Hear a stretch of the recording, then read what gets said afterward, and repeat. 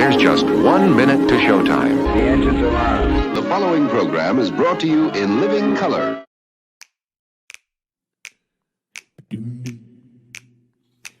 When they wrote up the systems and the rule set that we use, did working people get to write a line? What class of men on pen and paper jotted down their clues? With capital the heart of their design. When 90 million want a thing, but some shareholders say no, which class of people get to have their way? The people read the fine print, say that this thing has got to go, and we'll start writing a new contract here today. Don't you know that hundreds will work and one man keeps the money? They don't think they gotta tell us why. When they say the new social contract, all the bosses will be gobsmacked and everyone will want a sign. Oh, yeah, everyone will want a sign.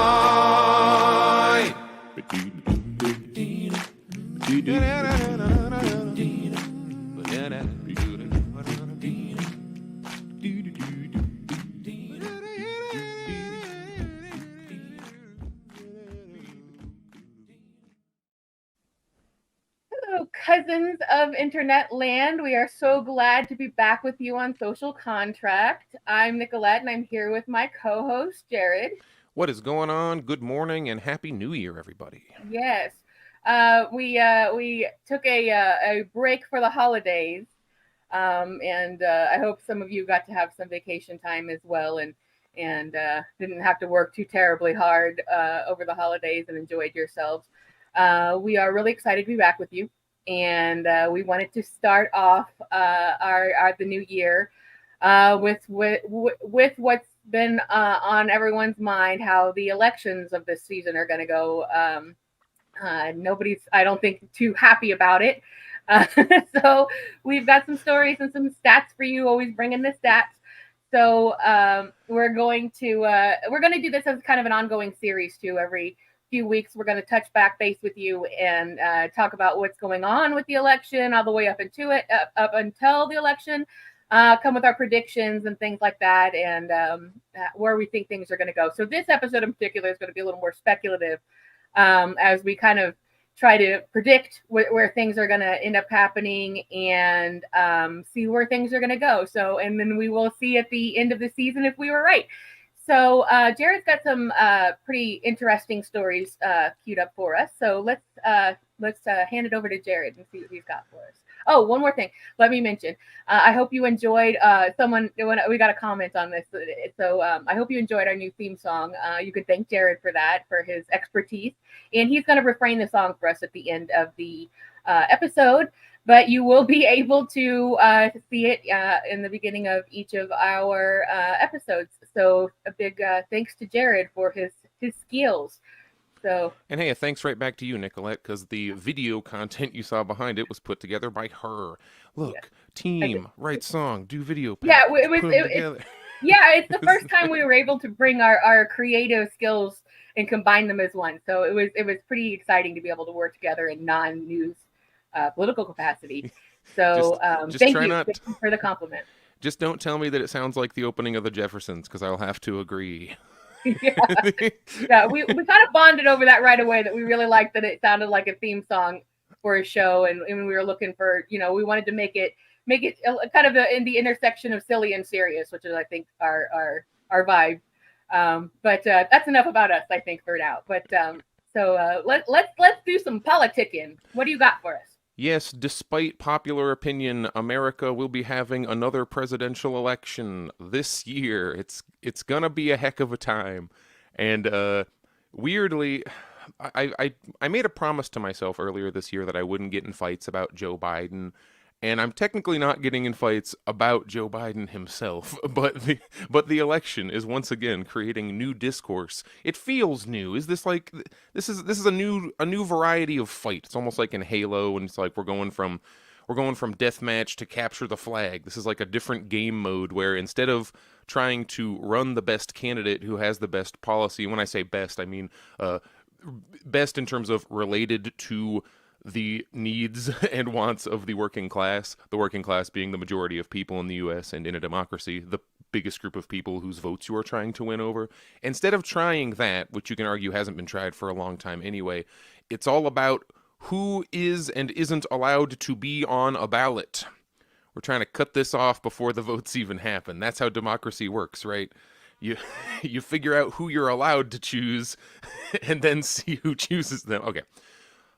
Missouri is not the first state to get into this kind of, I can't even call it discourse. It's action at this point. Things are happening. You might have heard that Colorado, amongst other states, I think Maine, they locally have decided to remove Donald Trump from the presidential preference election ballot.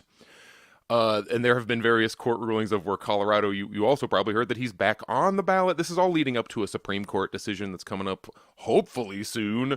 I hope they don't just let this go down to like, and we're a week before the election, and now the Supreme Court will decide whether or not you're allowed to vote for who.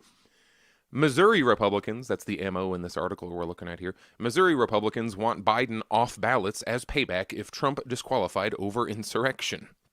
By 3 people. I've learned from, as I've been listening to journalists talk about journalism, that one of the indicators for weird or, suspect articles is if it has more than 1 or 2 writers. You'll look at some, like, USA Today and New York Times articles, and they'll have, like, 7 listed, or you'll just say, like, New York Times staff. It's like everybody, the entire team wrote this together, which... Oh, quick note, speaking of journalists, I don't know if you know saw today, but several journalists were removed from Twitter. I saw that there's a few accounts that I still follow that are just for fun times on Twitter. What are they called? Zay Squirrel was that kicked was off. one of them. Ken Klippenstein, who used to work for The Intercept, I think he's independent now, but he was one of them, and he's done a lot of really big story breaking that the establishment is not happy about. So that just happened within the last few hours. So breaking news there on that one.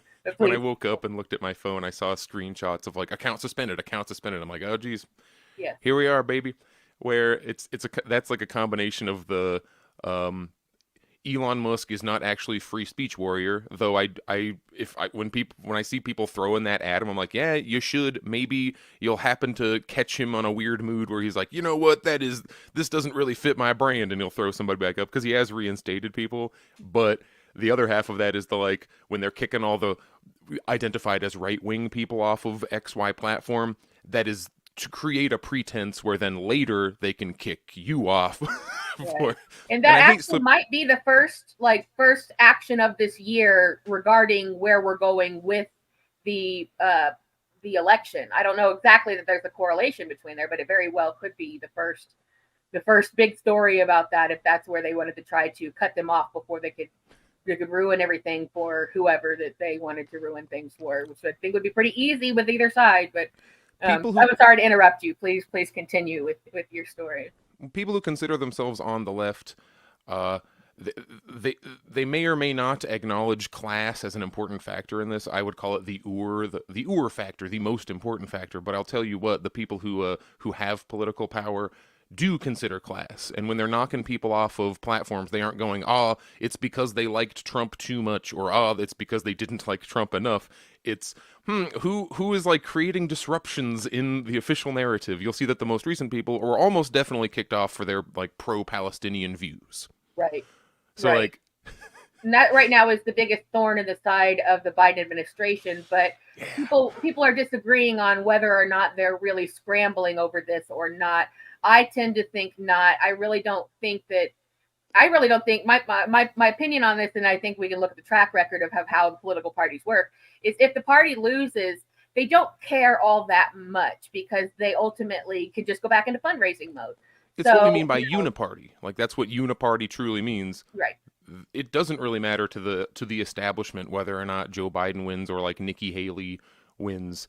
Trump is a weird factor because it's not that Trump is actually anti-establishment. He is part of the he used to go to dinner parties with these people all the time when he was just fun celebrity, like Hillary Clinton taking pictures with Trump. Woo, like they all loved him until he represented only a 99% willingness to do what the establishment like wants him to do, what the owning class, the people who actually like, own and pull the levers of power.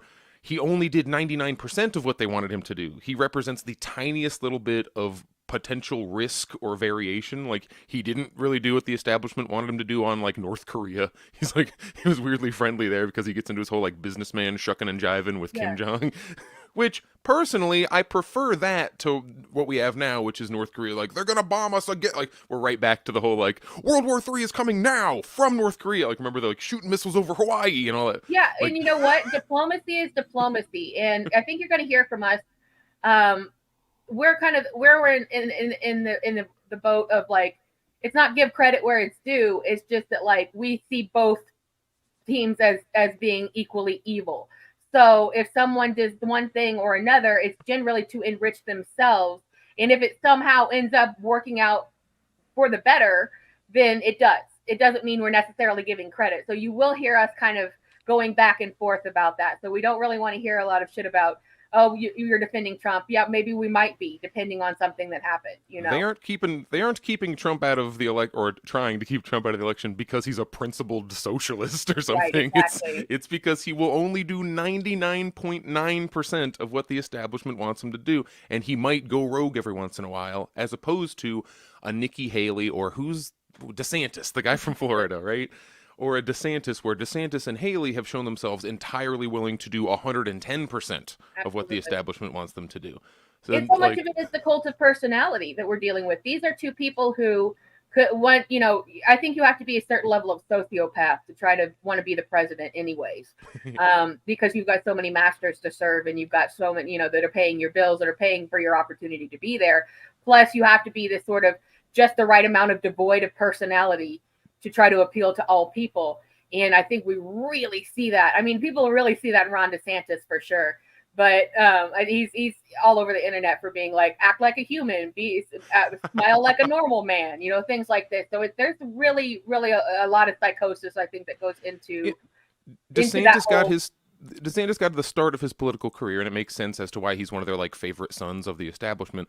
He was a lawyer who was defending torture in Guantanamo Bay. Mm-hmm. His job was to go in and represent the United States and say why the torture they're putting on there is legal, why it should be entirely acceptable because it's not on U.S. It's like, no, they don't count for the Constitution. Like all these horrible, like you're talking about, pretend like you're a human. These like very non-human legal arguments. Yeah. He's demonstrated that like I haven't, whatever soul I have to sell to the machine, I have already sold it and will gladly sell it again. Right. Like I'll refinance my soul for the system. Some real Alan Dershowitz vibes there about what he's willing to defend. You know, in order. So they want him in there. They want him as president because he's proven that I am an empty vessel. I am a nothing shell human that will do whatever you want me to do. Whatever I'm told to do, and that's hard for the establishment to turn away from. But again, Trump is like, you know, the sort of this unstoppable machine. He's so wildly popular with the base that even though you have these anti-Trump Republicans, I don't really see it as doing very much good as being able to stop the Trump momentum. Nah, quite honestly. The best candidate, like the number 2 to Trump, is you said it was pulling at what, like 10? Yeah, even double digits. I'll get into some deeper stats later, but right now I can't answer that question. As of the most recent polling, Trump's closest competition for candidate for the Republican ticket is DeSantis, who is Trump is favored 63% as the candidate, whereas DeSantis, his closest competition, is favored 14%. So it's not going to happen as far as I can see. I cannot see anything happening between, you know, look at the big picture. This is just a few months away. We're in the beginning of the year, so we're not thinking like, oh, it's the end of the year. It's a really long time away. It's really not when you look at the picture. These primaries start like now. Yeah, and that's why we were talking about this a little bit earlier amongst ourselves.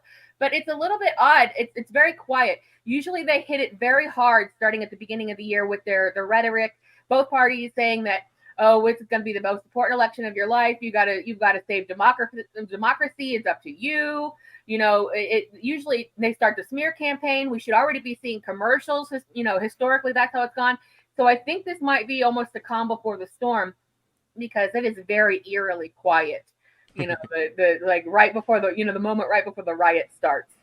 Everything's very, very strangely calm. You never know what you don't know what the next like wave of stuff is going to be.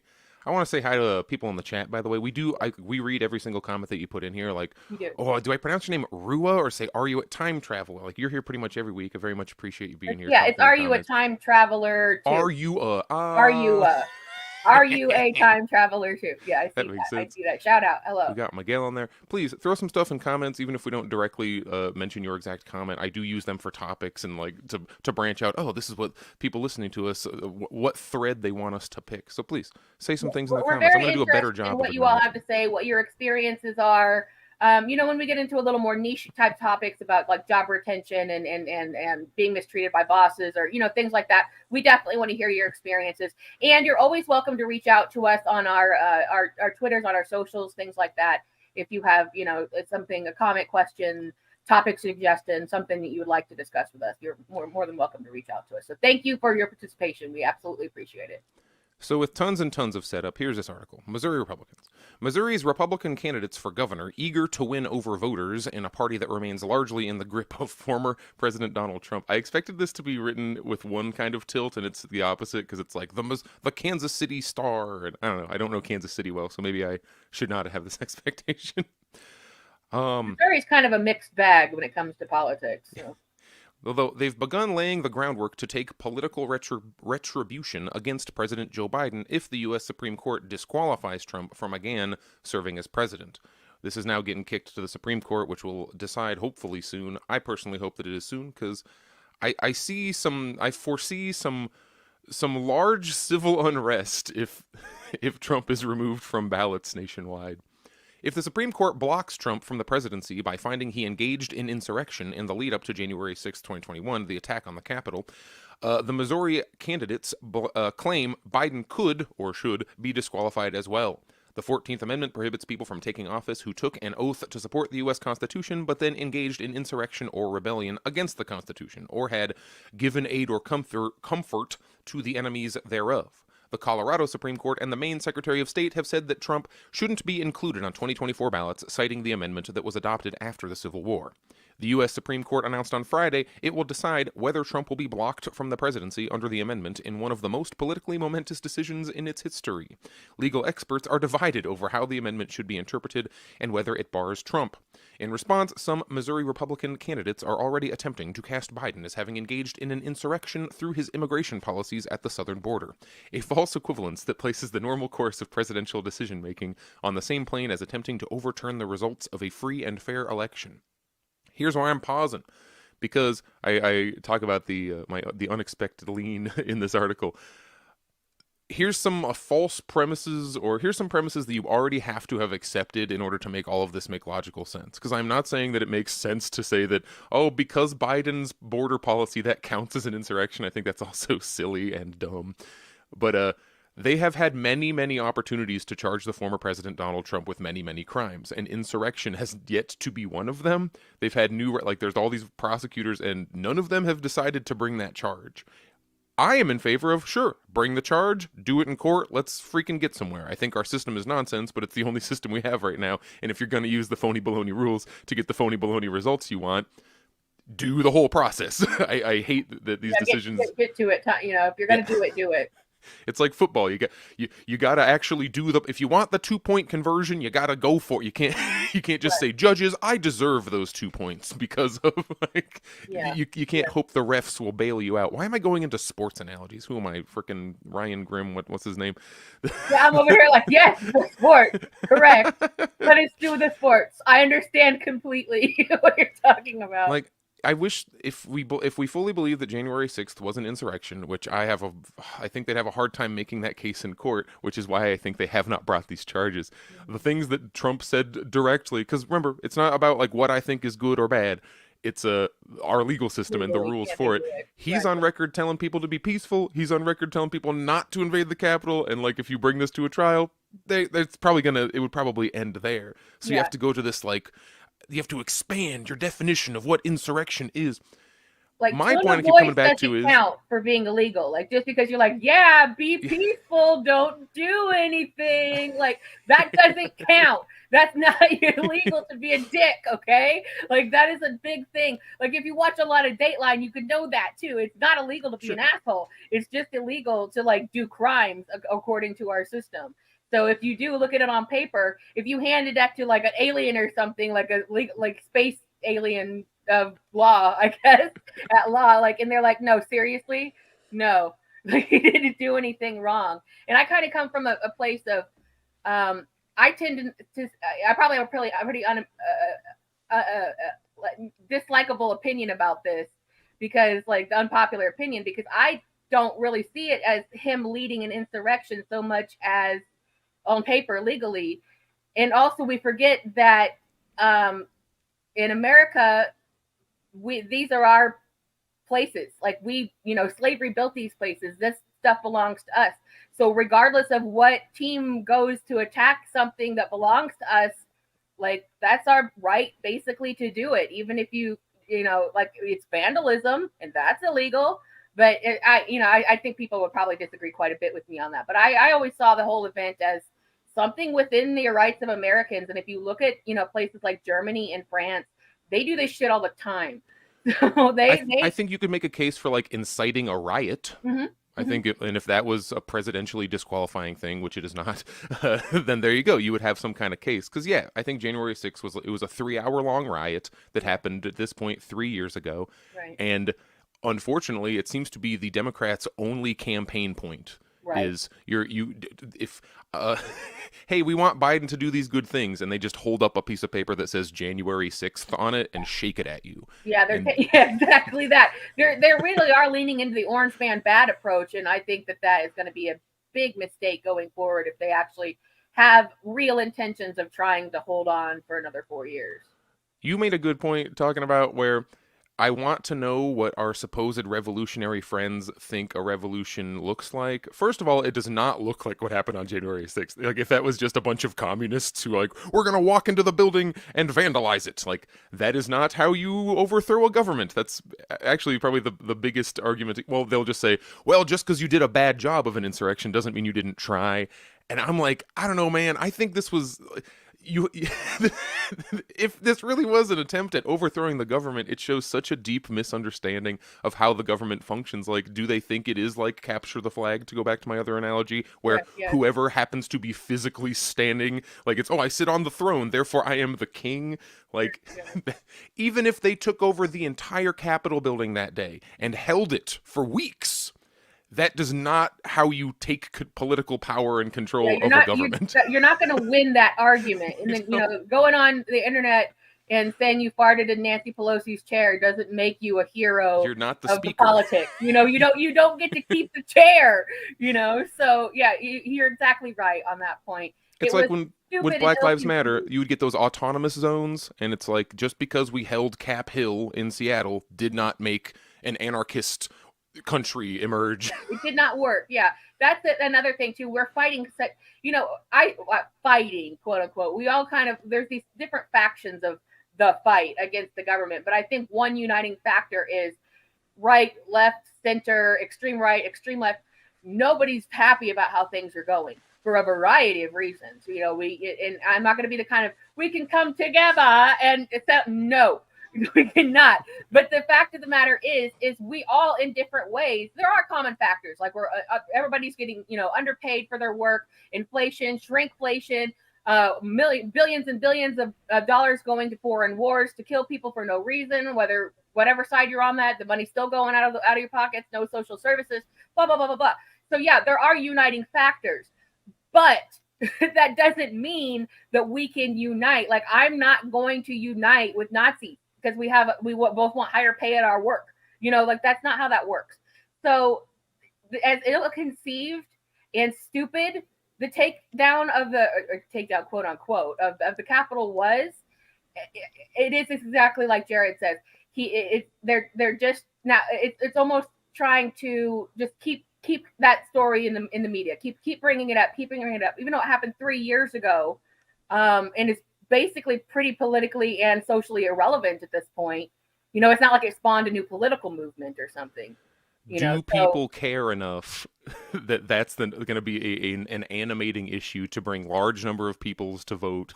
Yeah, that's exactly right. I think the Democrats are overshooting the idea that people actually really give a shit. And we have short memories. You know, people got to go back to work. They got to feed their families. Like, nobody cares. Nobody cares unless you're a political sycophant. If we were talking about protests that pick targets. I wish that the left would hold big well, we are. I say we.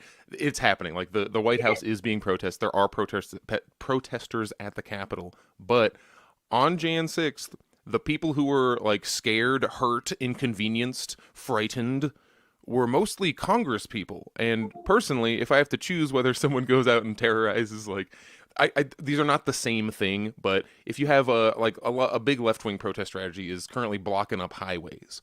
And while I absolutely support the causes of most of usually when someone's blocking a highway, I agree with them on the issue that they're blocking the highway over. However, the people who are actually targeted by that protest are going to be like random people just trying to go to work, working class people. Where if you go directly to the Capitol and start banging on people's office doors, one critique that I don't have to make is that they were only impeding working people. No, they were only impeding people in power and the extremely small, weirdly small number of Capitol police that ended up kind of caught between it. And then the other authority figures who turns out were like part of the thing. Yeah, holding doors open.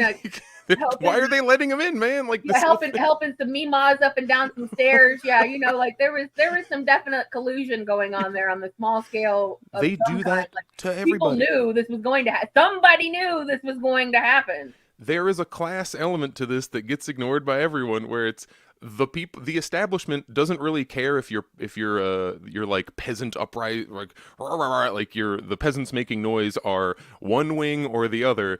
They're gonna squash it either way. The same way when Black Lives Matter protests were happening, you'd see the mysterious piles of bricks or the cops just walking down smashing windows and then turn around saying, you did that. You did it. They do the exact same thing with the trucker protest in Canada. And the outright brutality. They cops treat it not just running over protesters with cars, but, you know, like here in Indianapolis, they act, of course, they got acquitted, no problems. But there were some protests, literal protests here during the Black Lives Matter era, and two women in particular were very violently and sexually assaulted on camera by police.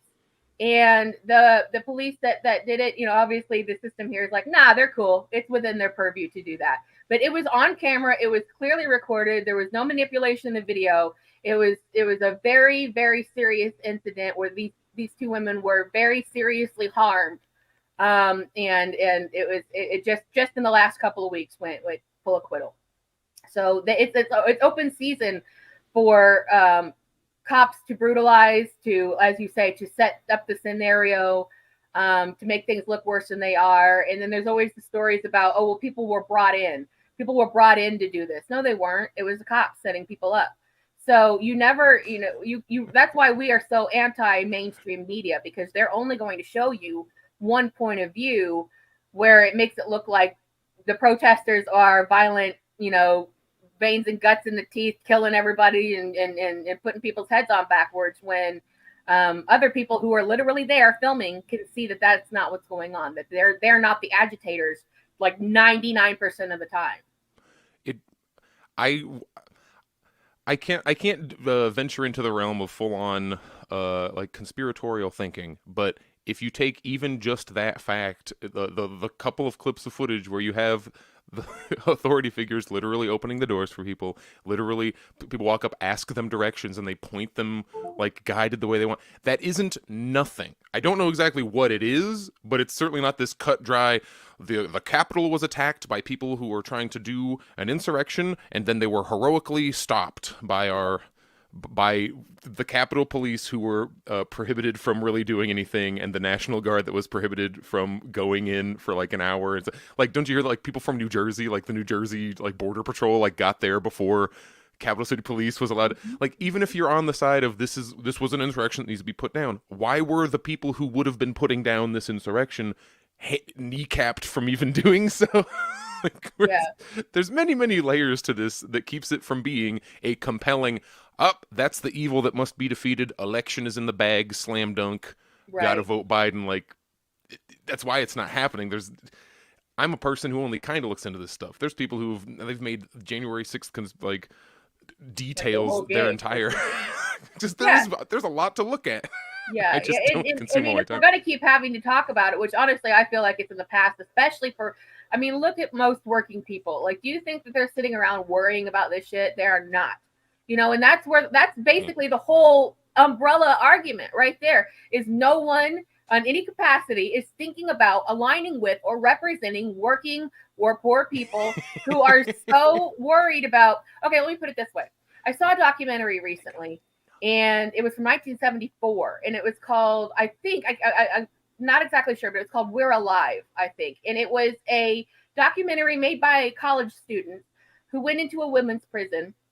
And basically at the time, it was like a correctional facility, not like prison, like heavy lockdown type prison, but like they gather these people around and ask them, how they get there, what's going on in your life, now, what's this like, where are you going from here, blah, blah, blah, blah, and it was kind of a in the round situation.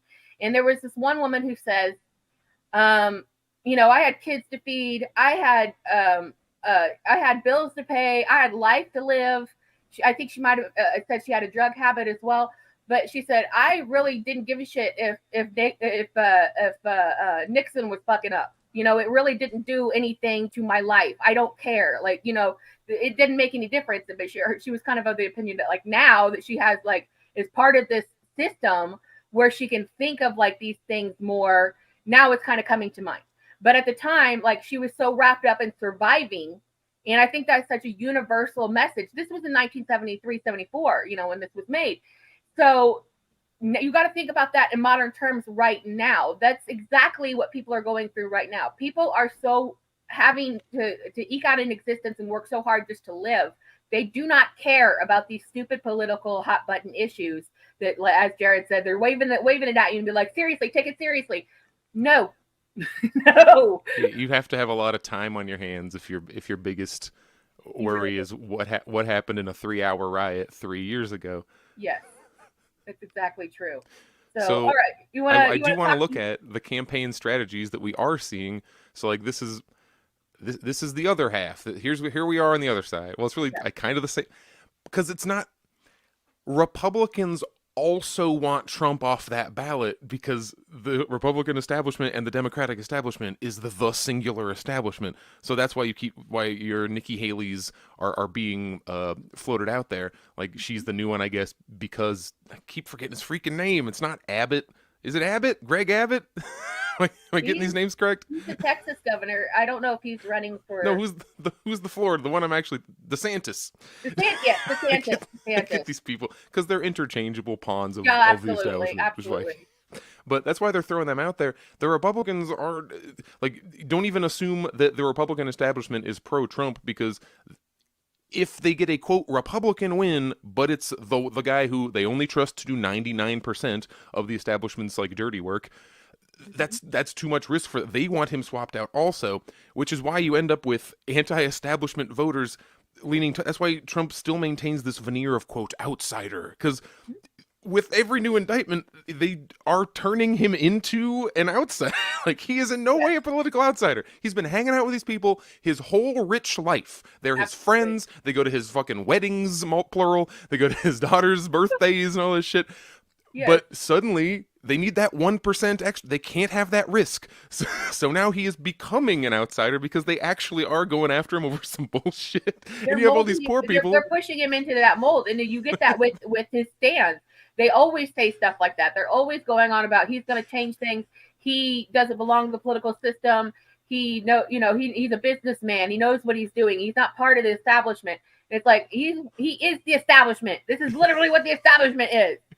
But You can't get through to those kind of people, and it's not really our job to try, Well, So, it's how he ends up. It's how it's how I think that this is such a strategic folly to be pursuing him legally like this, because every charge ends up then they do a poll after he he's gets either stronger. acquitted or convicted. Yeah, he ends up with more, because you have poor people who, heck, a lot of poor people have gone to jail over complete bullshit, and it gives them an opportunity to identify, like, oh, he's just like me. I've Yeah. also had trumped up charges, Yeah. no pun intended.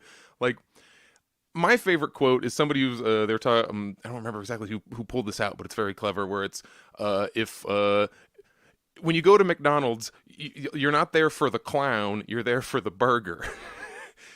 A lot of people who end up supporting Trump, they don't support the clown. They want the burger, which is I get some kind of material benefit, which I don't think Trump is going to do because he didn't in his first 4 years. But that's like the motivation. Is, you see, this guy clearly doesn't give a shit.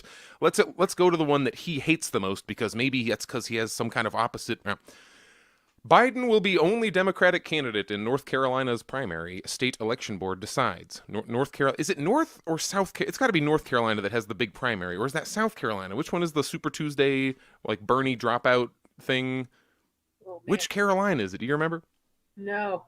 I think it's actually South Carolina, but it's like there's New Hampshire and one of the Carolinas that's like with the election deciding. It's like no one's ever won the nomination without winning South Carolina and blah blah blah. And in Raleigh, this is North Carolina, so I think it is the wrong Carolina for my point. The state's Board of Elections unanimously voted Tuesday not to add President Joe Biden's challengers to North Carolina's 2024 Democratic primary election ballot, with board members saying they would not exercise their discretionary authority to add candidates, as these are, quote, party issues, remembering that both the RNC and DNC even more so because of their bylaws and superdelegates and all that shit, they are private corporations. They do not really have to play what we would consider fair. So whenever we get to this conversation about free and fair elections, it's like we're already 6 steps away from that by the time we get to vote for these candidates. This decision goes in line with the Democratic Party's preference to have Biden as the sole option, which all but guarantees him a victory in this race and will give him the bulk of the state's share of delegates, who then vote in the party's national convention to nominate a candidate for general election. In December, the board unanimously approved names of candidates to go on ballots, based on the names sent by the parties. The state's Democratic Party only submitted Biden as an option. Republicans listed former President Donald Trump, Florida Gov. Ron DeSantis, former South Carolina Governor, she was a governor, Nikki Haley, and others. The Libertarian Party also listed a slew of candidates, who they will not name, which is funny. There's a couple times in this article. There's a couple times in this article where it's like, and another candidate, and then they just do not say who it is. And I don't know if there's like anything to that, like, oh, don't give them traction, or if it's just, yeah, nobody cares. Like we know you're not voting for him. You said, like, not even 5 minutes ago, this is the result of neither party having anything to offer the workers, like, that is real. Like, the poor schlubs out here, they have nothing for us. So the full campaign strategy is guarantee that it's Biden versus they're really hoping to swap Trump out for what they consider, I guess, a weaker candidate. I think the Republicans are definitely winning regardless of who the candidate is. Not that that matters that much, because as we keep talking about, we are in the uniparty. I think we all probably remember, most of us, that the days of the backroom deals are over, because the Democrats said in the last election, no, we are literally choosing the candidate and that's it. And then magically, Bernie was who everybody wanted, but then magically the board is wiped clean, and Biden's the candidate who everyone dropped out except Liz Warren, the only candidate that would split Bernie's votes. Yeah, and then Biden was polling terribly, back at that time. Like, he was down at the bottom of the pack. Like 9% or something. But then the Democrats literally said, we will choose. So it's like, this is a zero-sum game. Nobody is winning. It's not, your vote doesn't matter. I cannot stress that enough. I know people don't like to hear that, and they think that their vote, matters because it's like, oh, it's my say-so. It doesn't matter if they throw your say-so in the garbage. You don't got to say so if that's the case. And that's exactly what you're saying here with this article, that, if they're deciding that, like, there won't be anybody else but Biden, and then somebody else decides, okay, there's not going to be anybody else but Trump, let's say, because I just can't see him being movable at this point. then we just end up with, a repeat of 4 years ago, with everything being a million times worse on the way to a million times worse. So it's really just absurd and obscene at this point, and it's almost laughable. And I think a lot of people have been trying to lean into third party candidates the last few rounds because they feel so exasperated about what's going on. But there's no road for that. If they're deciding, if the parties themselves are blocking, and states are blocking people. What did I say earlier? Indiana blocks third parties now because in the last elections, a libertarian pulled off like 14% of the vote. And they're like, no, we're not doing that. So if you got it on the state level saying we're not going to allow third parties, if you've got it on the parties level saying we're not letting any other candidates in, so Hitler be Hitler. That's where we're at, and that's where it's going to keep going. Things have de-evolved to this point. Not that things were so great before, but they're not any better now, that's for sure. So please go on. If you are I gave myself a couple notes here where it's this process of whittling us down to by the time you are able to place a vote, so many of your options have already been taken off the table that we argue you don't truly have an option. That's why when I say your vote doesn't matter, that's what I mean. Not that your vote literally, it is counted.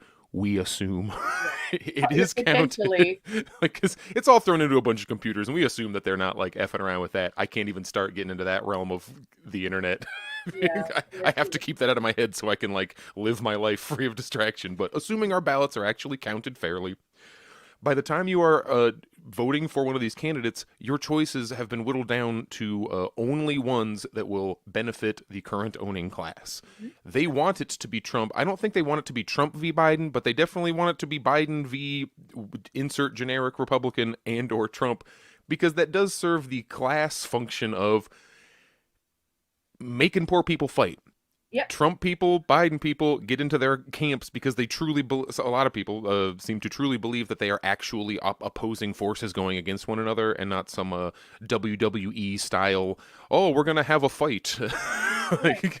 Where the winner has already been chosen, and it's all to fit storyline, because it makes Biden voters look at Trump people and be like, look at how horrible they are. They voted for this guy who has all these negative qualities, where their actual reason for placing that vote might be because they just think Trump's God, or it might be because, you know what, I freaking hate the establishment so much. This is the only guy that seems even close to making them angry, so F them. He's who we're voting for. Let's elect a pig. Let's elect a dog. Let's elect a horse to show them what we think of their bullshit system that gives us no real choice. We know you hate this guy, so you got to deal with them now. We were sending it. And that doesn't even factor in the Electoral College, where our votes are basically our votes are to entertain ourselves in the news. At the end of the day, that was fun. That was a really big poll everybody took part in that ultimately amounted to very little. Because, as you say, we brought up the term uniparty several times. There are only so many corporations in the world. There are a lot, but there are only so many. And both parties are owned by the pharmaceutical industry. Both are owned by the military industrial complex. Both are owned by the insurance companies, the oil and gas companies. They determine our politics. They determine who they want to work with. They determine where the money and the resources go. And that's why we have had no forward progress on anything. We've got no social programs. We've got no health care. We've got no protections against AI that are going to come and take jobs. We've got, we're not doing anything ecologically in a significant way. It's still oil and gas scrape the planet dry, and a few guys run away with everything. And medication still costs billions of dollars when it shouldn't.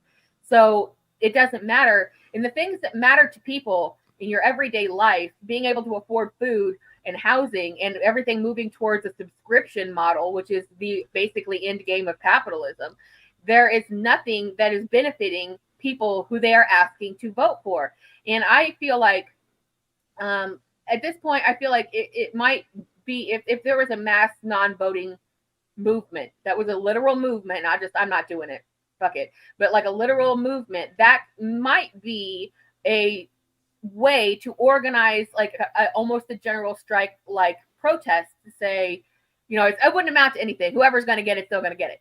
But it would show people, I think, more. There was a lot more unification among us about things need to change somehow, some way. And I don't know what that somehow, some way is. We'll discuss that more deeply in other episodes and maybe more micro bits. But we know what the big problems are that we have these essentially these puppets that will say and do anything that needs to be done to put themselves into that position to be enrich themselves.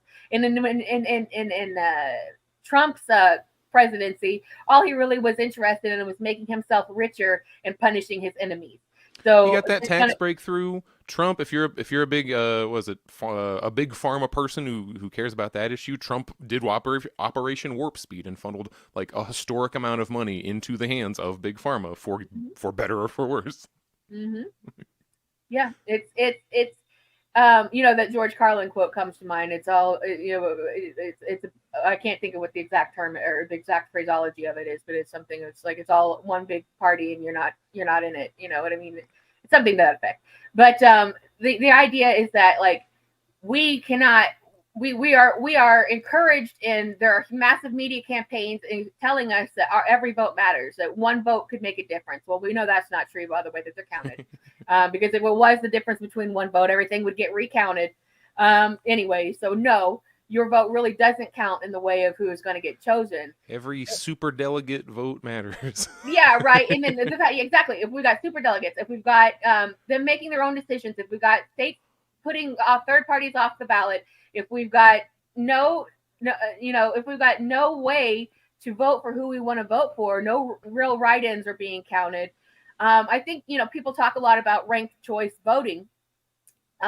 Which sounds like a good idea, sounds more democratic, but really that's more like a Band-Aid on a broken leg. If they still have all this control at all these different levels, electoral college, the party's decisions, whatever, it really doesn't matter if you've got 10 people to pick from or just locked into these two. It's still going to end up being people, billionaire corporations, trillionaire corporations making the decisions. And I personally, don't exactly know how we fight that, because this stuff was instilled in the Reagan administration. It's been snowballing ever since. And I don't see, other than like a really well-organized general strike, which we'll talk about maybe, in some future episodes, a really well-organized general strike and some boycotts being done, how we can fight that kind of money as just regular people trying to survive, because then they will punish us even further. They will, allow legislations to go through to censure our rights as workers and as people. Protesters are getting censured. Like it's like legal in some places to run them over with your car now. So and then what did we get from the George Floyd protests? Cop cities. Like the wet dream of the establishment. We've got more cops present than ever. They're getting 6-figure salaries to brutalize people and terrorize everyone and for the sake of capital. So it seems to me that we can't just be like, we're going to fix it, guys. We're going to get together. We're going to fix it. Like where do you start when you have nothing and you're fighting somebody who has everything? And it's literally like a David and Goliath situation, but like way, way worse. It's the way that I see it. To have some kind of conclusion to this whole situation as to like people being disallowed on ballots. First of all, if you look at any country that is banning the leading candidate from their ballots, that's stuff that we're usually very, very critical of. Like that's where they're told, in North Korea, in China. Yeah, we always say that. That's Soviet Union. Oh no, Nicolette, you were freeze framed on a terrible frame or a great frame, depending on your opinion on these things.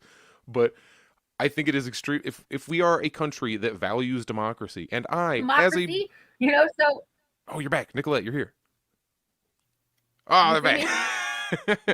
Yeah, I saw that. I saw the connection or the crazy face happen. I just got to check my equipment here real quick because I seem to have been.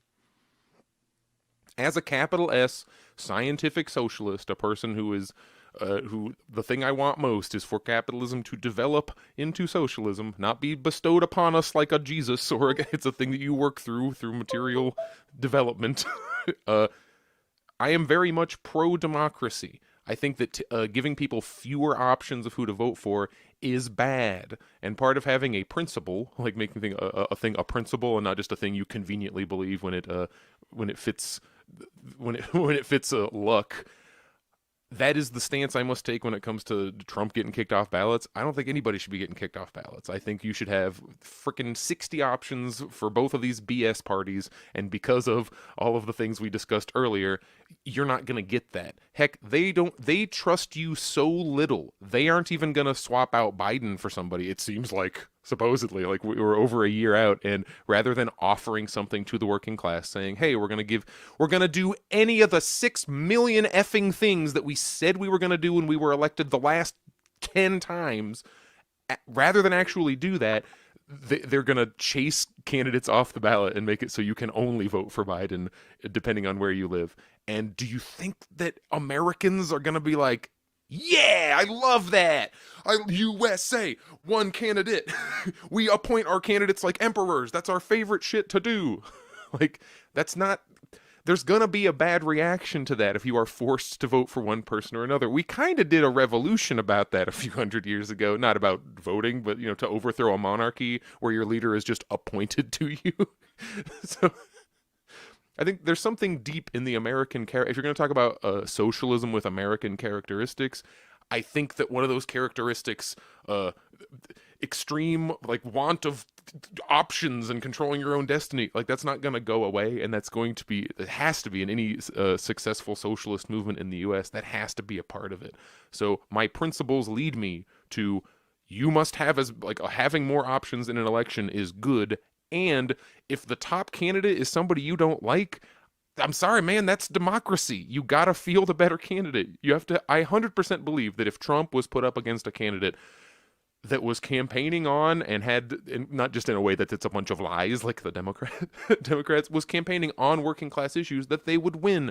And my evidence is that pretty much every time that happens, that's where it goes. I don't believe that humans are this terrible creature that just wants to make its own life shittier. I don't think we would all, in an actual fair, free election, we wouldn't all vote to poison our water. We wouldn't all vote to swim in shit. We wouldn't all vote to, poison ourselves with our shitty food. And a bunch of people do, because I used to think that people are just horrible, and that's, if only these dumb, horrible poor people would just vote the way I thought they should, because I'm the smart guy, that the whole fucking world would be fixed. And that's when I was voting for Hillary Clinton. Same. I did feel pushed into it, but I agree. I did the exact same thing, and I was really mad at people who weren't agreeing with me, because it really felt like I believe the hype. I absolutely believe the hype. Like, if we don't vote for Hillary, then the world is going to explode, literally, on when he's inaugurated. Like, we're all here dead. We are, where the Democrat guy is doing literal genocide and hearing nothing to the contrary. Like, and ultimately, I think historically that would be, even though they do serve the corporations and are beholden to the military industrial complex, I do think that that would generally be antithetical to the Democratic base before now. But now so many people are like, well, maybe those people have to die so we can oil better. So, and I think people, it's what I think we hope to do personally is really just kind of is break away from people from the mainstream media and give them an alternative to where they can hear some other narratives on situations, or maybe some genuine back and forth, like this, the Democrats are doing this and the Republicans are doing this, and this is how they're the same and this is how they're different, like a difference of opinion that you don't get through the media. But we're not breaking through the way that we would hope that we would break through. We are still hamstringed by the fact that we are independent, and these corporations, these trillion-billion-dollar corporations, control the narrative and are doing the work of both parties, and that the majority of the people we are not reaching, and we can't reach because we don't have that kind of ability to do so. So ultimately, we're kind of in a grassroots situation, but we do hope that something can change. And since we don't have the answers on how to get everything to change, if we can maybe just keep wheedling away at all of these great big problems and providing, a difference of opinion, then maybe we can get somewhere. That's my hope anyway, with all of this, and why we do this, and why RBN is RBN, because we're looking to try to do more, do what we can, and inform people that there is other things out there. But that's, again, we also rely on other people in your own lives to kind of breach that conversation as well, which can be very difficult. We know a lot of people just came off the holidays, and probably had a lot of really angry conversations going on there. So I wonder what they're about, like, because I talked to my parents a little bit, and I know that at least my dad, he cares a bit about January 6th, and he didn't really know what to say when, because he was like, well, what about blah, blah? And I'm like, I don't frankly give a shit about January 6th, and he's just like, what? He was a little startled almost for a second, but it's weird how I talk to my mom all the time about, hey, look, you see how the same result occurs regardless of who's in office, and she's come back a few times recently where she's like, it's just like you said, they just come out and they all say the exact same thing. Yeah. They just try to say they're both whatever. retired. They're not fully. They're absolutely working class in a weird way, because of, like, I live in the city, they live in the country. My income is equal to both of my parents combined, and neither of them is large. Like, neither mine nor theirs, but they've now, it's not that they've exited the working class, they absolutely still are that, but mom, she's about to retire, and dad is a few years away from doing the same thing, and he's technically, like, he works for himself, so he's technically a small business owner, so his allegiance, like, he grew up as a Republican because that was supposed to be the party of, one, environmentalism. He was a hunter, and he's like, I want my nature to be protected, because that's used to be what because they're like, this is God's earth, and we must protect the creation of, and most remember people that? don't realize that it was actually Nixon administration that established the EPA. So that is absolutely, you're 100% correct. They were sort of the God's green earth party for a lot of the time. And they're weirdly circling around to, they're on the left of the Democrats in a lot of these, like, worker right issues. Not because they're gonna do anything. It's just, it's been abandoned. Like, no one is the party of the working class. So if anyone even kind of, like, winks towards that type of stuff, everyone's like, oh, here, it's Castro, he's here. It's happening. The socialist invasion is happening to us right now. The new Stalin coming around the corner. Right, yeah. And that's I feel like we're, the kind of the idea and definition of socialism and communism has really evolved, and I can't really take a I don't think we can really take credit for that necessarily, but, like, I think that just people are so sick of things being what they are. They're just looking for alternatives, and we've got a lot of really young people these days. I say young people because anybody younger than me is kid. And, the kids out there, but I'm really impressed by a lot of, like, the TikTok videos. I'm seeing these explainer videos of kids, in their 20s, teens, and they're saying things like, hey, this is what's going on, and they're right. And it's like, where did they get this? Like, when I was their age, I was so stupid. I had no idea. I thought I knew things. I knew nothing. I was so dumb. And all my friends, we thought we were politically active. We thought we were politically motivated.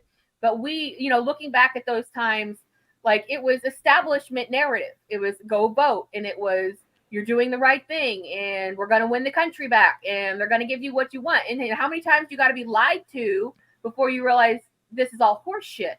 And that's where I'm at in my life now. So I wish I would have been on that, 20 years ago. It would have been on getting, understanding, a better understanding of things. So I see a future in it. I'll say it that way.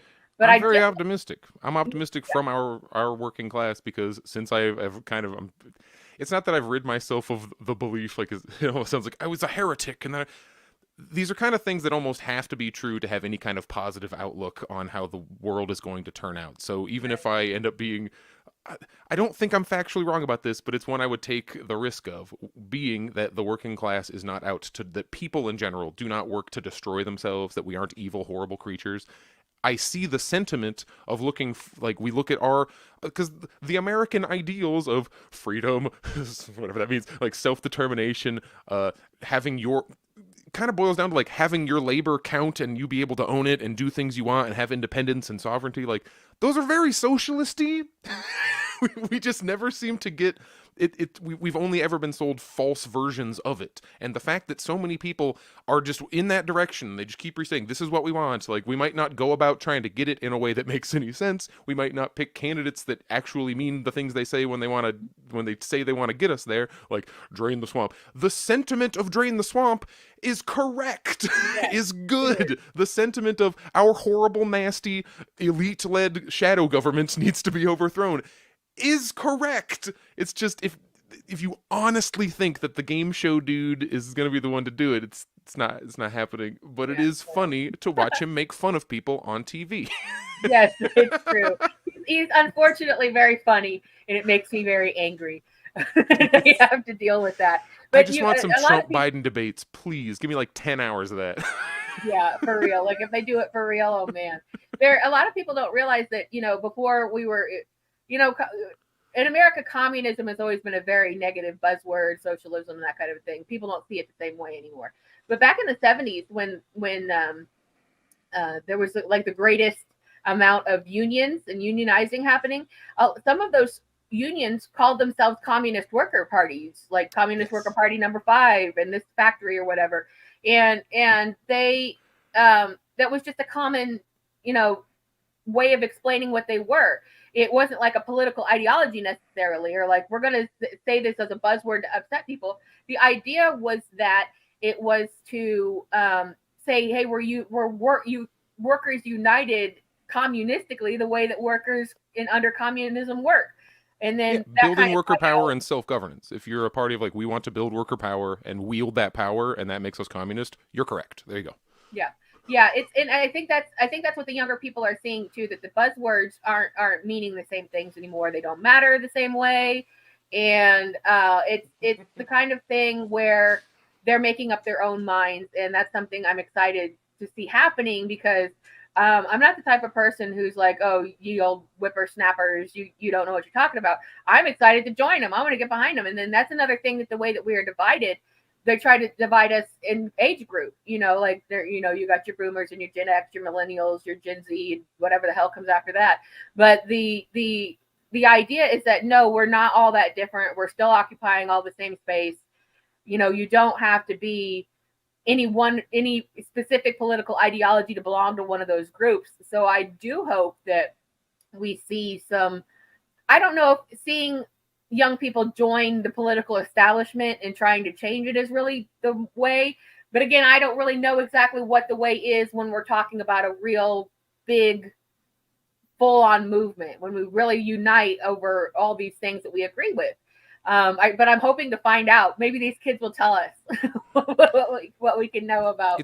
It's coming down to who does it first. Like, because it does all come down to organizing and lasting organizing. Because I'm in the middle of reading. I say in the middle of. I read these things so slow because they're boring. Everybody, let's be honest. But they're boring as you're in the act of reading them. But then looking back at what you read is always very interesting and cool. I'm reading Lenin's "What Is to Be Done," and he spends like half the book talking about it's spontaneous action versus organization. Because at the time it was like a scientific debate. What is the more effective thing when you all like run out in the streets and have a big woo, like suddenly that then kind of dissolves, like you can quick grab the energy, make a thing happen, and then it fades away, or the slow, gradual, purposeful building of organization to then, and it ends up kind of being a little of both, where you take the spontaneous action and be like, yes, and like and try to use that to recruit, get people in your group, do the thing, but without having that foundational a person put this in a way that I liked, a mob of people who know their shit. Without that mob of people who know their shit, it's hard to have you can't like grab power, because your opponent, the owning class, is intensely organized, is and intensely ready. Yeah, they were born ready for sure, because that's their seeds. That's what they want to do. They want to keep in control, and I can see it how the only people that can't fight are the masses. But they can continue to influence legislation that continues to restrict our voices and our rights. And, we see our rights eroded. We see all kinds of people's rights eroded, and we're not getting anywhere. We're not changing anything for the better. This is the time when we were supposed to have goddamn flying cars in dome cities and shit. Like, and we don't have anything. We're living so poorly compared to just even other countries right now. Like, you know, there's so many other countries that are just so far advanced than we are in our infrastructure and social rights and just doing things that it's practically it's embarrassing on the world stage. You know, where on one hand America wants to go na na na na na and be everybody's boss, but at the other hand, it's like you're doing that by force by attacking people when the people here are starving. You know, it makes no sense. We're kind of, I think, almost at that French Revolution stage. Yeah, something's got to give. You know, and it's exactly like you say. It is pushing the boulder up the hill long term, but also some. You know, we have to figure out how we can. You know, that's why I've always on this kick about the whole people's union thing, about making a union for non-workers, for people, just for existing here. You know, we should have some sort of organization. We could do a show about this. I could talk about this. Get into the IWW. They don't give a shit. They like everybody. Yeah, well, we can do. What we should have is some. Well, actually, yeah. Just recently there was a story in Indianapolis about that some pro bono lawyer service. They joined. I think it was the IWW. They joined a union that, you know, it was a workers' union. That had nothing to do with them, like Power and Light or something like that, because they were being treated so badly and so poorly overworked, and the state was not helping them out at all, even though it's supposed to be a state-sponsored program. So we need to look a little bit further in terms of how we organize and maybe function. Like, you know, we get these professional organizers, we get these union experts to come together and figure out how regular lay people who aren't, you know, retirees and disabled people and people who have never qualified for a union can somehow come together. And yeah, maybe we do have to pay some dues to help each other out, but we figure out how to make it work. And we figure out how to create a really big movement that would function like its own political party and work in, you know, and say, like, for instance, like you might say, if you don't give us to the government, if you don't give us universal health care, we're going to stop paying our property taxes or our credit card bills, or, you know, something to this degree. Think of some sort of protest that we can make that would really, you know, money, hit them where it hurts, some sort of large scale boycott. But that's not for myself or Jared to be able to, you know, organize. We can give you the idea, but we need experts to come forward in organizing and to work together and try to look for some sort of way that we can actually legitimately organize in a way that gives the voices back to working people and poor people and destitute people even. I mean, we're like finding new rungs of badness, you know, in society now. So we need something a little bit more, I think, than just random people being motivated. I like that works for inspiring other people, which is great. But now I think if we're going to get anywhere, we have to start organizing, and we need some experts on our side to be able to figure out how exactly we can do that. It's kind of how history tends to go, where we know some kind of crisis is coming, and in our case, it's like revolving, where every year there's a potential revolutionary moment, and when that event inevitably, that is the inevitable part. Like you'll hear some socialists talk about, well, the revolution is inevitable due to how historical materialism, and one class fights another, and inevitably we progress to the next stage. And it's like, well, the next stage that we progress to, it is inevitable that we will progress to a stage. Mm-hmm. But that stage does not necessarily have to be better. We could progress to what people are calling neo-feudalism. The whole, you will own nothing and be happy. You live in a pod. And I think that is where we're going, especially if you factor in AI infiltrating every single industry and having no social safety nets. You know, Blade Runner future, or cyberpunk future. You got it exactly right. Now, there are places doing things. I'm not saying they're doing all that they can, but if you look at California right now, they are trying to organize a universal healthcare system. And, you know, that's not to say that they're going to do it right, or they will do it, or it'll pass, or anything like this.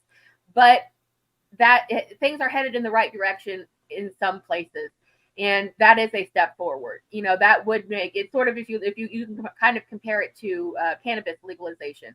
Once somebody does it, they start making money, they start benefiting, you know, things start going better, then another place wants to do it. Another place wants to do it. And you do have these horrible holdouts, you know, that are just like ridiculous for, you know, have no good reason for doing it, which you always will. But it does take somebody to get the ball rolling in some place. And that's where we really need to unite our powers, because we need experts.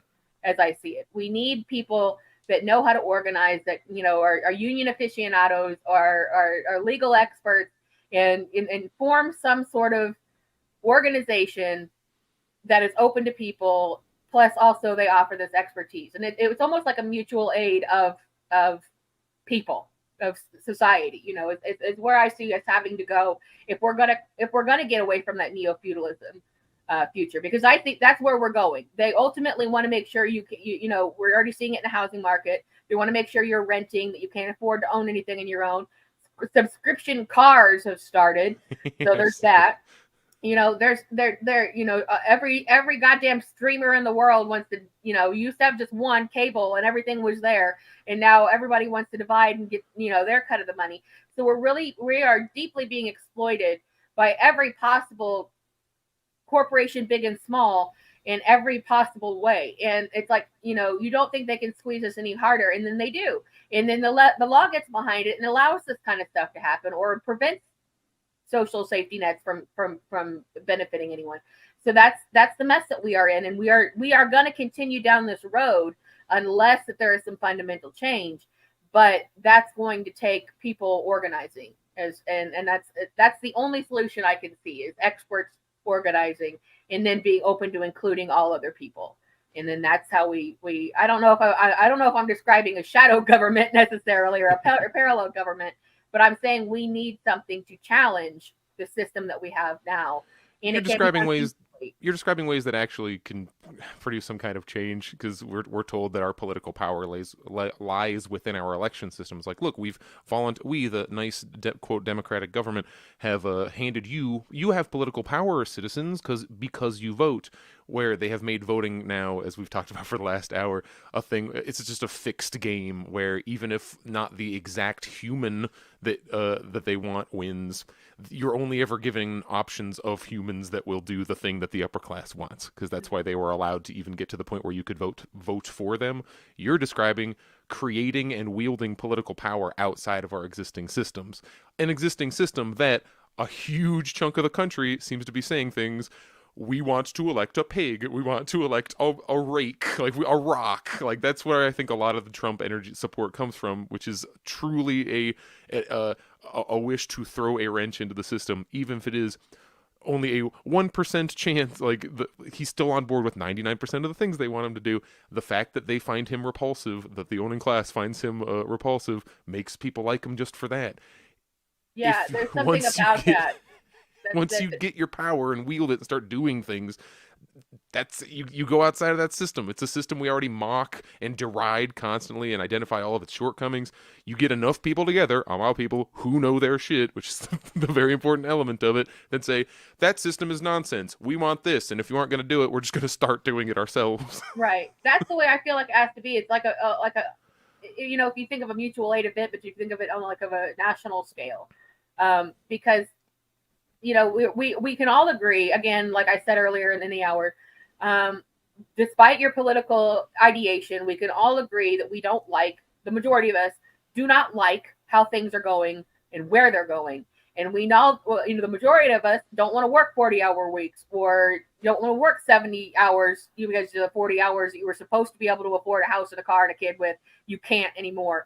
There are uniting factors here that we are not being addressed, and we're just being squeezed and squeezed and squeezed. So at some point, at some point it comes down to, we can organize and we can compromise and work, and say how we're going to do things, or we can French Revolution this bitch, and somebody's going to lose their heads.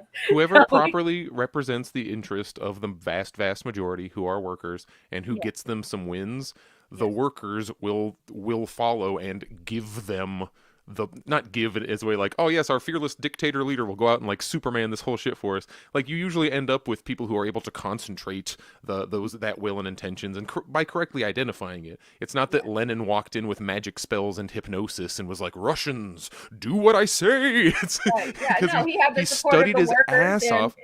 and supplied a compelling, like, here's our problems, here's how we deal with them. And then he started dealing with them, started getting some victories, and that snowballed into what eventually became the freaking Russian Revolution. Like, that kind of thing, that's how it always seems to go. You got Ho Chi Minh in Vietnam. It's not that Ho Chi Minh came down and was like, magically, Vietnamese, do what I say. It's he identified the needs of the. He's like, well, you fuckers are dying of starvation. Let's go raid some rice storehouses. Yeah. And that's where the revolution got started. Yeah. What we would call terrorism. Really these riotous terrorists stole rice. Like, it's we are really overdue in this country for standing up for our rights, because we have that's a great analogy with the Ho Chi Minh, because we really are metaphorically and literally starved of our rights and of food and our, how we should be living. Nobody should be living the way most people in this country are living. And they're so bogged down. Again, remember, I don't care if Nixon's fucking up, right? Like that, it's the same situation now. Like, and that is what they want. They want to keep people so chained to their work and so destitute and worried and in fear all the time of getting sick or losing insurance, which is tied to work, that they need you. We are cogs in the machine. We are pawns in the game, but if we organize, if we put our power together in terms of organization, then we are talking about an entirely different state of living, an entirely different respect from these companies, because then we challenge them. And don't think about it if you're like, well, I don't want to go against the government. I don't want to be anti-establishment in the way. Don't think about the government. Think about the corporations that they are beholden to. You fight the corporations, fight the people that are making your life miserable. That's where it is. They're just the government is just an arm of the corporations, So just like think about fighting like the pharmaceutical industry, the healthcare industry. People. Okay, places like CVS. Like they don't give a shit about their pharmacies anymore because they are getting into the private insurance game. We're not getting anywhere closer to universal healthcare. We're getting further away from it as other companies, corporations realize they can benefit from it too. Amazon's doing the same thing. So, all the like emergency health clinics, they're just popping up in malls.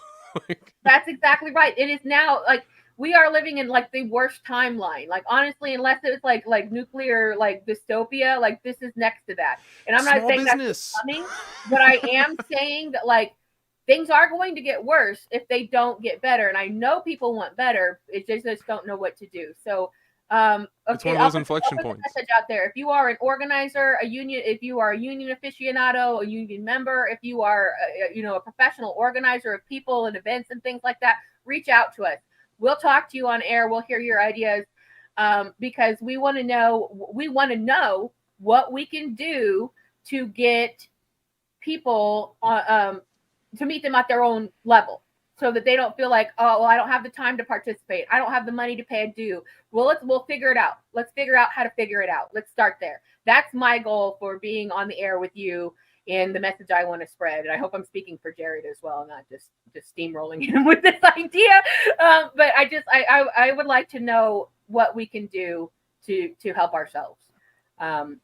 Instead of just talking theoretically, like where can we literally meet on that front? So that's where I am. Is I would just like to see. Hey, I totally agree that it is much more productive to start getting together, beginning the act or continuing the act of building power amongst workers, which is probably going to be hyper local because that's where you can actually get. I would love to see someone because these are just fantasies, which I don't like getting into as much because it creates this like, oh, that's what it's going to be. And then when it doesn't happen, oh, they lied to me. Right. But what if some locality just decided if you get your like a tenants union together or some small municipality, I imagine like some weird local mayor who just goes, you know what? I'm now abolishing all the mortgages in my town. Like if you're in your house, you own your house, and if the police come to kick you out of your house, I will send my police to fight them. And like you're staying in your house, and the bank can go pound sand. Like, yeah, that is a part of the discussion. Like, what is the jumping off point for organizing a system where who would be against that? What person in that town would be like, no, I want my mortgage? That's exactly right. Yeah, we need people to take these steps that do have some modicum of power or do have some sort of know-how, because we are informed, but we're not experts in this field, so we would like to know like where we can begin with helping organizing, how we can use our voices to help organize and do better, because it's exactly like he says, it will start in small groups that maybe then can unite. Maybe one tenant group turns into a national tenant group, like a statewide and then a national. You know what I mean? Like, if you're it onto doesn't something, have to be people will everybody follow. at once. It can be, we can move in baby steps, as long as we're moving, we're moving the chains. There we go with the sports analogies. I did it. As long as we're making some forward progress, because right now we're really making a lot of lateral progress and backwards progress, and we're just getting steamrolled by these corporations who are allowing the government to do, fuck all to us. So I think that this is obviously something that we can continue to talk about, and we will continue to talk about, because it's all important with this election coming up. We know how basically unimportant to us as people the election is going to amount. And we know from everything that we've been through that it's nothing but lies. And then as they enact their own agenda. So we will continue this conversation every so often. And here's my weirdest hypothetical. We end up with Trump gets kicked off the ballot or some nonsense like that makes a bunch of people really mad. And again, you have to free from your mind that everything that could come from that kind of political unrest is just, because they love their God King so much. Think of how many people just don't vote because they've been driven out of this. Think of how many people, what was it? It was like 2 out of 10 or something like African Americans who voted for Obama twice, then voted for Trump because their lives just didn't get better. It's like, I don't care if Nixon's fucking up. They're like, I did not see my material condition improve, even though this guy who was sold to me as, look, he looks like me, he has all the right demographics covered, and then what did he do? He put a shit ton of black people in jail. He just continued all the same policies. By the way, that Joe Biden got rolling. I'm hearing people throw around. Actually, I think I heard it on RBN of how Biden is like has done the most harm to POC in America of any like living major politician. Because if you go back to the crime bill, how many millions of people have sat in jail just from that one action, let alone all the other. He's the one on camera talking about like, I don't want my kids to grow up in a racial jungle. Like, exactly. we pretend like anybody who wants to talk about Trump's bigotry, you have to then talk about Biden's bigotry. I could see this weird situation where they kick Trump off the ballot, and that kind of starts like Civil War 2. And that could be a revolution. Honestly, people will be very pissed if they do. If they're like, agree. I'm not even allowed to vote for him. Like, people will get in the streets about that. How many people? No idea. But even that could end up being one of these revolutionary moments where, in the least expected places, maybe that's where the true change spins out of. It's like, who knows at this point? It does. It kind of feels like, how in the movie Poltergeist, where the eldest daughter pulls up to the house when everything's flipping and going crazy, she just screams, "What?" Like every day, I feel like every day I log on for like the past probably decade. Every day I log on to the internet when I get up in the morning. I feel like that's what's going on, because things are happening so fast now. It used to take, there used to be some breathing room between atrocities, but now it's not like that anymore. It's just horrible all the time. Accelerating crises of capitalism. Yeah, it's constant crisis. It's constant crises, and it's like, like you might say, like putting out fires, but nobody's putting the fires out. They're just getting lit all the time, and it's our own establishment. It's our own government that's doing this. Whether they're doing it to deflect and say, look over here with misdirection, or they're doing it to serve themselves, or their donors, whatever it is, it puts us in a position of whatever mess that they're doing for whatever reason is not helping the people that they're supposed to be representing. And I can't even remember a time when, maybe going back to Clinton or something, that some sort of benefit came to working people or helped people in some way. Because of the last however many years, we have only seen our rights eroded and things get worse for a living. You can argue it's not since the fall of the Soviet Union, because with the Soviet Union, even though they never came to match or definitely not even match or let alone eclipse the economic output of the United States, there was some other country that was out doing stuff. Like if you look into social rights, there's a whole bunch of things like first woman blank, first blank, like that started in the Soviet Union, and you can make the argument that the U.S. was like, oh shit, well we can't be behind them. We better we better start doing a little bit of healthcare for people. We better start doing a little bit of housing assistance, or people are going to start leaving. The minimum amount acceptable. And I think that we're all very tired of that kind of mentality of what they can take from us to enrich themselves with. We're told we've got to pay like so much in taxes when billionaires don't pay shit. Like that. It's an absolute mess on every single level when it comes to being a person in this country. And I know that I've been hearing a lot of stories about people leaving the country, not like in mass or anything, but going to other countries to live in socialist countries because they cannot afford to live here anymore and they don't want to. So that's, not obviously not an option for everyone, but I can't say I blame the people who are doing that kind of a thing. It's their own personal solution, and not everybody is designed to fight, so I don't blame them for that whatsoever. But that's what we can, hopefully we can find some way to unite and work against what's working against us. There's a reason that a lot of civil rights leaders, if you look back to like where did they die, like where did their life end up, a lot of them died in Cuba or the Soviet Union, where they moved because the CIA kept trying to kill them, and then the other ones were killed. Like, I'm seeing a lot of people moving towards to Vietnam and ironically, and a lot of go to Vietnam. Well, I don't want to leave I do love America, Americans. I love our working class. I love the majority of us, and that's the biggest reason that unless I'm forced out or think I'm gonna get murked by the feds, I'm here for the long haul, man. I'm one of those people. Demographically, I am like at the quote unquote apex. Like, I'm a straight presenting white man. It's unlikely that the cops are gonna be the ones to shoot me, but who knows? I feel like I feel a responsibility even that, like, look, this is my fight. I, as an American, need to be partly responsible for whatever the hell the next step of Americans are, and I want to have my voice heard, not in our BS ballot way, but when things start going down, I want to at least be able to stand around and have an opinion. I'd like to feel like I contributed in some way, into something. We just have to keep, if you think about my family, we've always done, kind of as a hobby, genealogy of our families, and my people and both sides of my family were founding members of this country. We've been here since before there was one, so I'm not going anywhere. Damn it! I was gonna say, you can trace my shit. They said stay here, I'm staying here. So I get to keep it. You can trace us back to the Mayflower, and that's how I feel too. Yeah. We can debate that all day about like what the intentions really were and versus what we were taught that they were. But the point that I'm making is that for all the people that came before me and my family that had to pay taxes and clear, make a land, make land for themselves, like a life for themselves, and despite what the argument of that, gentrification and stuff. I'm not saying that right this particular moment. I'm just saying that this is obviously what they intended, for their descendants to have. Like, they intended to build a world that was not this. They intended to see things get better instead of, shooting all the way backwards to, bad, negative times and the things that they had to live through, because they had probably imagined, in some of them at least, the flying cars.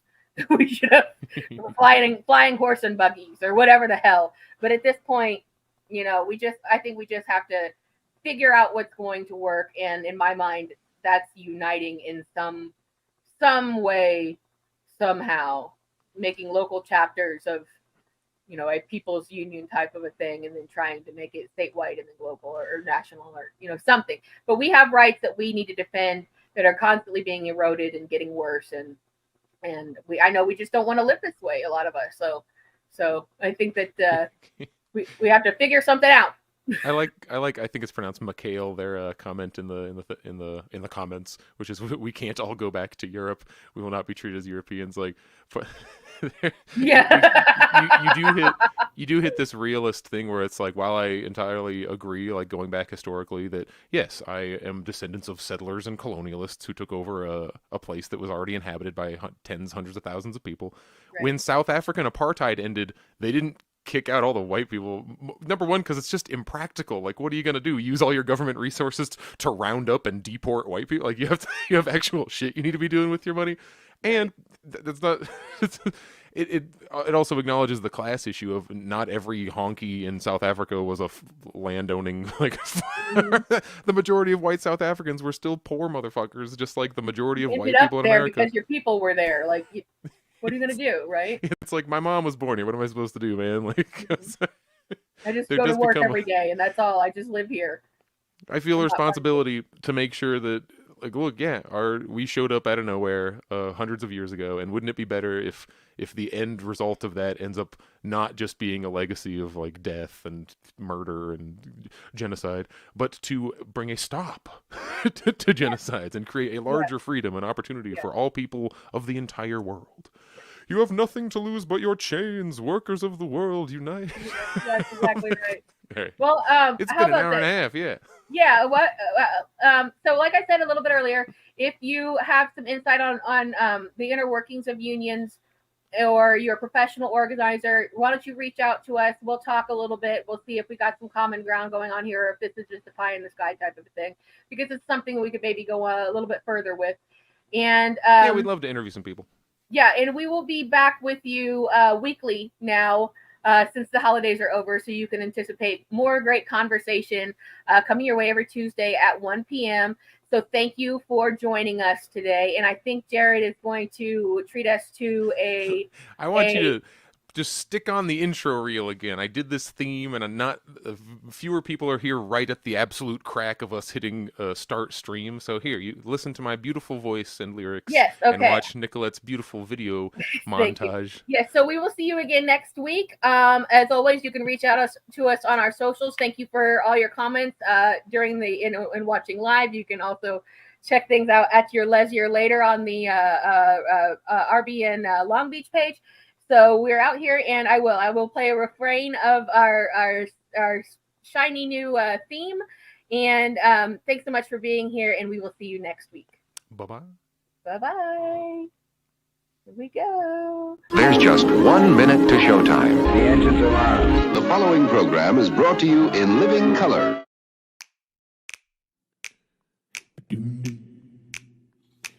When they wrote up the systems and the rule set that we use, did working people get to write a line? What class of men on pen and paper jotted down their clues, with capital the heart of their design? When 90 million want a thing, but some shareholders say no, which class of people get to have their way? The people read the fine print, say that this thing has got to go, and we'll start writing a new contract here today. Don't you know that hundreds will work and one man keeps the money? They don't think they gotta tell us why. When they say the new social contract, all the bosses will be gobsmacked, and everyone will want a sign. Oh, everyone will want a sign.